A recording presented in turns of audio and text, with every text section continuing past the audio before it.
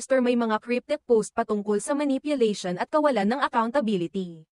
Nagkaroon ng ingay sa social media matapos maglabas ng sunod-sunod na makahulugang mensahe ang dating aktres na si Jackie Forster sa kanyang Instagram stories.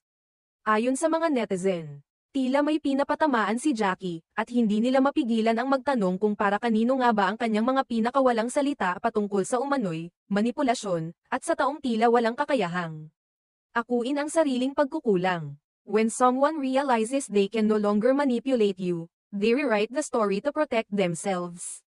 Because telling the truth would require them to face the harm they caused and to sit with everything they've been avoiding within themselves. Isa pang post nito, it's easier to deny, deflect, and distort than to take accountability. So instead of owning their behavior, they create a version of the story where you're the problem. But their narrative doesn't change your reality and your healing doesn't require their